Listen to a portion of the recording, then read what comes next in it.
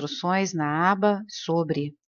Este livro foi gravado para o uso exclusivo da pessoa com deficiência visual, não podendo ser comercializado de acordo com a Lei nº 9.610, de 19 de fevereiro de 1998. Não existe experiência mais bela do que vivenciar o mundo se expandindo além de seus limites habituais. São momentos em que a realidade assume todo o seu esplendor. Os Vedas chamam essa experiência de Ananda, ou bem-aventurança. Diz-se que ela é uma outra qualidade inerente à mente humana, mas coberta por camadas de percepção embaçada. Bem-aventurança é uma palavra desconfortável no Ocidente, assim como iluminação precisa ser desmistificada. Vamos começar por uma descrição pessoal do que é estar em bem-aventurança. Um belo relato é o dado pelo fisiologista Robert Kate Wallace. O cenário é o Nepal, onde ele esteve em 1974, no intervalo de um congresso que se realizava na Índia. Abre aspas. Junto com um amigo físico, subi até Katmandu, a capital, para estar mais perto do Himalaia. Encontramos um lindo lago alpino onde os antigos príncipes nepaleses costumavam passar o verão. Por menos de $1, alugamos um barco e o empurramos até a água. Era um dia claro e com vento, de céu limpo, perfeito para se empinar papagaios.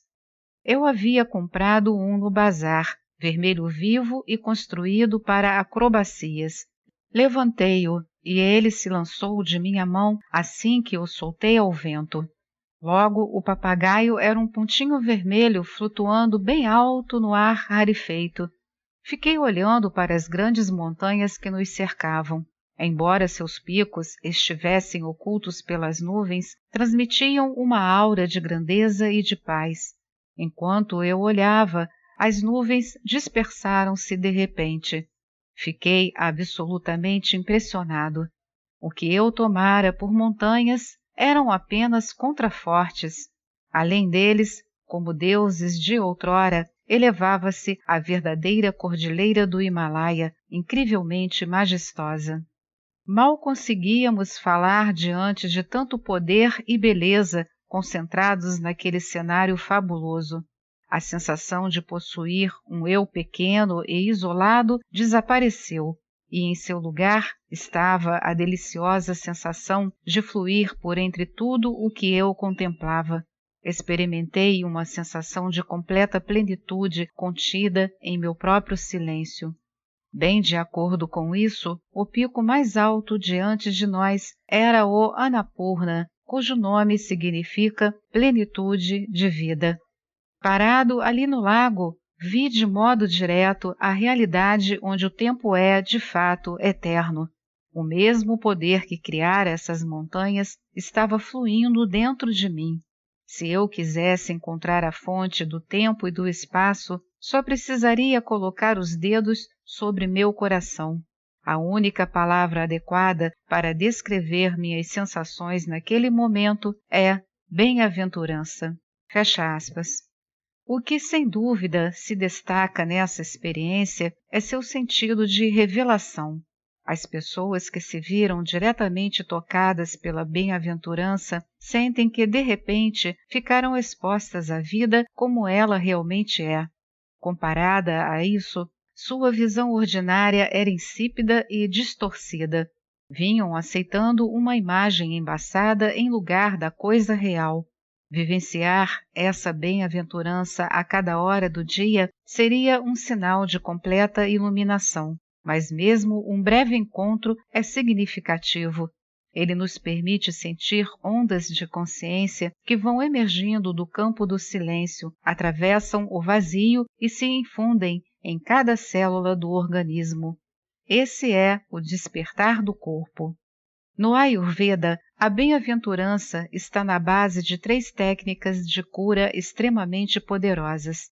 A primeira é a meditação já comentada. Ela é importante porque remove as fronteiras da mente e a expõe a um estado de consciência ilimitado.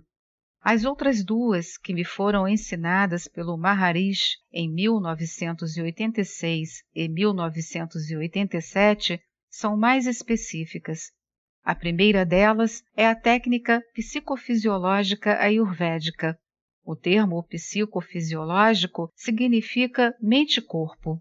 Muitas vezes usamos seu nome informal, a técnica da bem-aventurança. A segunda técnica de cura denomina-se som primordial. Já mencionei rapidamente suas origens na introdução.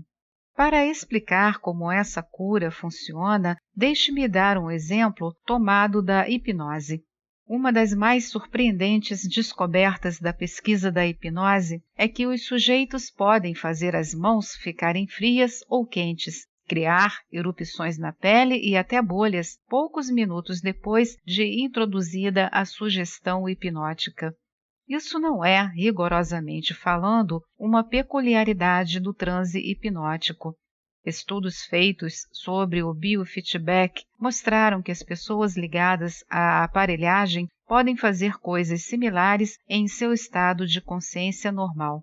O que estou querendo demonstrar com tais exemplos é como o poder da atenção pode alterar o corpo.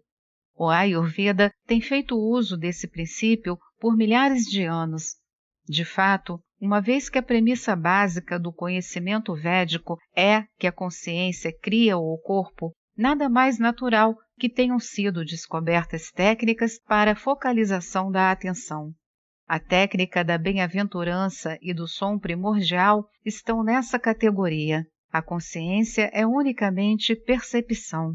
Você pode estar ciente de que sua mão está quente, e isso é percepção passiva. Porém, como demonstraram as pesquisas com hipnose, você também pode fazer sua mão ficar quente, e isso é percepção ativa ou atenção. A atenção exerce muito mais controle do que comumente se imagina, porque somos vítimas da percepção passiva. Uma pessoa que está sentindo dor tem ciência dela, mas não de que pode aumentá-la, diminuí-la, fazê-la aparecer ou desaparecer. No entanto, tudo isso é verdade. Abre parênteses. Certas pessoas, por exemplo, conseguem andar sobre brasas porque sabem controlar seu nível de dor. O mais notável é que também conseguem evitar que os pés se queimem. Isso também está sob o controle da atenção. Fecha parênteses. No Ayurveda, todo sintoma de doença, desde uma pequena dor muscular no pescoço até um câncer disseminado, está sob o controle da atenção. No entanto, entre nós e os sintomas existem barreiras, os véus chamados Maya, que nos impedem de exercer nossa atenção de forma terapêutica. Todos os tipos de medicina mente-corpo procuram remover esses obstáculos, de modo que possa ocorrer a cura. Fora do Ayurveda não se usa a palavra Maya, mas qualquer termo que explique a mesma coisa é aplicável a isso. Já usei outras frases como barreiras no silêncio, o fantasma da memória e a máscara da matéria. Nas atuais circunstâncias, onde a medicina mente-corpo está apenas começando a provar seu valor e precisa tomar cuidado para não pisar nos calos da ciência, as técnicas para romper o Maya ainda são rudimentares. Por sorte, a natureza dispôs as coisas de modo que abordagens mente-corpo de todos os tipos consigam funcionar. Tanto dar boas risadas como tomar diariamente um copo de suco de uva podem derrotar uma doença fatal, se o paciente acredita com firmeza no tratamento. Seria melhor, no entanto, dispormos de uma ciência da percepção. É isso que o Ayurveda fornece. Também seria útil dispormos de uma teoria que propicie a essa ciência um sólido alicerce filosófico. O conhecimento védico se encarrega disso. Quando ensino às pessoas as técnicas de cura ayurvédica do Maharishi, não as estou induzindo a entrar no mundo védico ou em algum mistério. Minha intenção é fazê-las compreender que sua própria percepção cria, controla e altera seu corpo. Isso é um fato, não apenas uma visão védica das coisas. Quando o corpo sente dor, uma área distorcida da percepção está gritando, pedindo socorro ao resto da percepção. Nosso instinto natural é providenciar esse socorro. O modo como mobilizamos nossas plaquetas e fatores de coagulação do sangue para curar um corte não é mais do que a percepção trazendo ajuda. Um ferimento que se cura porque a inteligência trabalha nele. Penso que isso está plenamente claro a esta altura. Algumas pessoas têm a sorte de ser criaturas tão naturais que, quando ficam com câncer, por exemplo, não bloqueiam a ânsia inata de se curar. Sem dúvida, existem no mundo milhares de pessoas desse tipo que não foram estudadas e, por isso, em vez de receberem o rótulo de miraculosas por parte da religião ou da ciência, permanecem como os mudos e inglórios seres utópicos do processo de cura. O Ayurveda estende essa capacidade a todos. A abordagem ayurvédica é tomar um processo já em andamento no corpo e ajudá-lo com naturalidade e sem tensões. Qualquer dor ou doença que você tenha é como uma ilha de desconforto cercada por um oceano de conforto, pois, em comparação com qualquer enfermidade, sua percepção saudável é tão grande como um oceano. Partindo-se da hipótese de que você tem uma constituição normal, não existe motivo inato para que não possa curar qualquer doença com a percepção. Porém, na velhice ou em alguns males crônicos, nossas aptidões se esgotam. Portanto, nesses casos, o Ayurveda não pode garantir a cura, porque às vezes ela não está presente no esquema da natureza. A técnica da bem-aventurança propicia ao paciente a experiência de si mesmo como pura percepção, o oceano de bem-estar que é a nossa escora básica e nosso sustentáculo. Apenas com o uso dessa técnica é possível afogar uma enfermidade em consciência e curá-la. Todavia, também é útil focalizar a atenção mais precisamente num determinado ponto para se obter a cura, algo semelhante ao hipnotizado que focaliza a atenção para fazer surgir uma bolha. Para isso, usa-se a técnica do som primordial. Com ela, pode-se tratar uma área específica, como um tumor ou articulação atacada pela artrite, um coração fraco ou artérias entupidas. Nesse caso, não se está atacando a desordem com o som primordial, mas prestando maior atenção a ela, olhando-a tão de perto que a distorção da percepção, espreitando no fundo da desordem, volta a se corrigir. Nos capítulos anteriores, chamei esse processo de banir o fantasma da memória. Juntos, a meditação, a técnica da bem-aventurança e o som primordial constituem a aplicação prática de tudo o que estive explanando, ou seja, o instrumento da cura quântica. Deixe-me ilustrar com um caso e, em seguida, explicarei sua conexão com a bem-aventurança. Laura é uma jovem mulher de Boston que teve câncer de seio aos 30 e poucos anos.